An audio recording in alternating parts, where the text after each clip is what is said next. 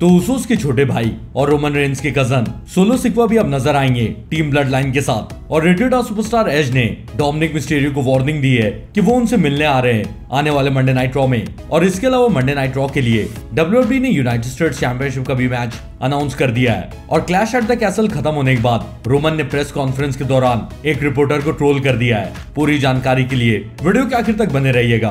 तो जैसा आपने क्लैश एट द कैसल में देखा होगा कि रोमन और ड्रू मैकिंटायर का मैच इस साल का सबसे बेस्ट मैच था, क्योंकि रोमन और ड्रू मैकिंटायर लगातार एक के बाद एक फिनिशर्स पड़ने के बाद भी किक आउट किए जा रहे थे। और ड्रू ने इस मैच के दौरान रोमन पे बैरिकेड तोड़ा और उन्हें रिंग के अंदर स्पीयर भी दे दिया था, लेकिन ड्रू मैकिंटायर फिर भी अनडिस्प्यूटेड WWE यूनिवर्सल चैंपियनशिप नहीं जीत पाए। क्योंकि भले ही उसूस क्लैश एट द कैसल में नहीं थे, लेकिन द उसूस के अपने छोटे भाई सोलो सिक्वा जो कि NXT की सुपरस्टार हैं, उन्होंने आकर रेफरी को खींच दिया और उसके बाद ड्रू मैकिंटायर पे अटैक भी कर दिया था। और इसलिए रोमन ने उनकी undisputed WWE universal championship retain कर ली है। और इसलिए अब ये कंफर्म हो गया है कि टीम ब्लड लाइन को एक नया मेंबर मिला है, और वो और कोई नहीं बल्कि उसूस के छोटे भाई सोलो सिक्वा हैं। और अब टीम ब्लड लाइन में सैमी ज़ेन के अलावा उसूस और सोलो सिक्वा भी रहेंगे, और इन सब के लीडर रोमन रेंस तो हैं ही। और हो सकता है कि सोलो सिक्वा स्मैकडाउन में आने के बाद इंटरकॉन्टिनेंटल चैंपियनशिप या फिर यूनाइटेड स्टेट्स चैंपियनशिप भी जीत जाएं, क्योंकि ब्लड लाइन के सभी मेंबर्स के पास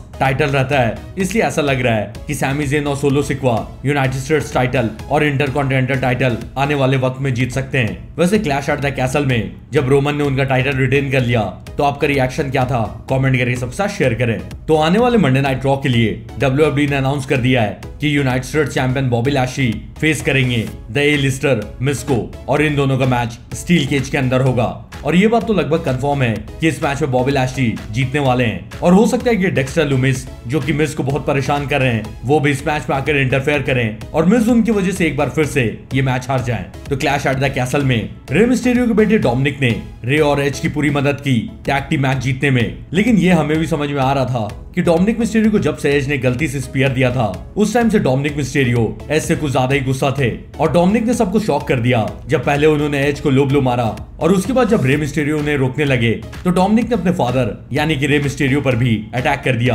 और रे इस अटैक के बाद भी काफी इमोशनल नजर आए, क्योंकि उन्हें नहीं लगा था कि उनका खुद का बेटा ऐसा काम करेगा। लेकिन भले ही डोमिनिक रे का बेटा है, लेकिन एज पर भी डोमिनिक ने अटैक किया है। और इसलिए एज ने ट्वीट करके ये बोला कि क्लैश एट द कैसल के सारे फैंस जिन्होंने एज को सपोर्ट दिखाया उन सबको थैंक यू। और एज खुश हैं कि उन्होंने भी रे मिस्टीरियो को एक रात लूचाडोर बनकर रिस्पेक्ट दी है। लेकिन लास्ट में एज ने ये बोला कि मैं मंडे को आ रहा हूँ डोमिनिक मिस्टीरियो से मिलने, और हो सकता है कि डोमिनिक मिस्टीरियो और एज का मैच फिक्स हो जाए एक्सट्रीम रूल्स 2022 में। वैसे क्या आप लोग डोमिनिक मिस्टीरियो की हील टर्न से सरप्राइज हो या नहीं, कमेंट करके बताएं। तो क्लैश एट द कैसल के बाद WWE ने पूरा एक प्रेस कॉन्फ्रेंस रखा था, जहां पे रिपोर्टर्स WWE सुपरस्टार से बहुत सारे सवाल पूछते। और एक रिपोर्टर ने एक लंबा चौड़ा सवाल पूछा रोमन रेंस से, और रोमन के जस्ट बगल में ट्रिपल एच भी बैठे हुए थे।